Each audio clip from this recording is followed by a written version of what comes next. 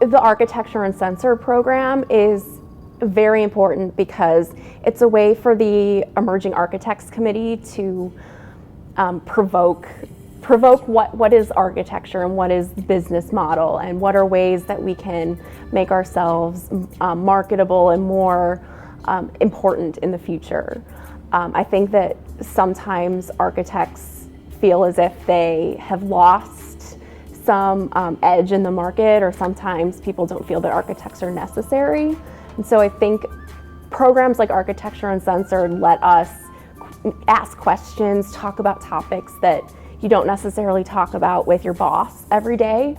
And so I hope that these kinds of programs just open up conversations and open dialogues. What I found interesting about was the research that is done in healthcare facilities. Because if we go always by the book, we see you have to do certain things, but when you talk with the people, the practitioners, and also the patients, and you see the architect of the designer community or even the builder community, how they build it, sometimes you discover there are different gaps, and to fill those gaps you really need to get the knowledge.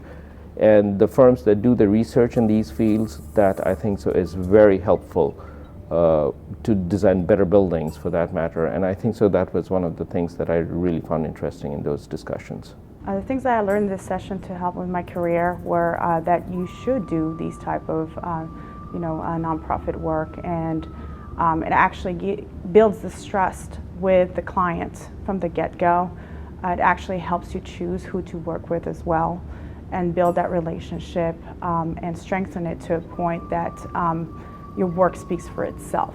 So apart from projects, ways for architecture firms to be creative and take chances and push the profession forward, even if they aren't necessarily getting paid for that work. So during that session, we had several different firm owners and people who worked at firms talking about things that they did in their offices and things that worked and maybe didn't work. And I thought that was really beneficial to hear. The biggest challenge I would see is there's a lot of information out there, both in the internet or in the community. But the challenge for me as an emerging architect is basically to try to filter out the right information, because you could get really inundated with information how things should be done, but until you go to these seminars or these talks or meet with people who are involved in these kind of work, you really don't get the gist of it. I was very interested in Kate Renner, who was one of the speakers. She participated in a IDEA fellowship program that her firm HKS has in their office, and it's a way for younger and emerging professionals to do some research and also communicate with each other in a way that maybe they don't on projects every day. So it was also a way for them to communicate amongst their different offices that were located in different cities. And I think that that's a really powerful tool for young architects to kind of take a chance and learn something and be responsible for something. So I was really impressed with her, and I hope that other firms find a way to implement programs like that.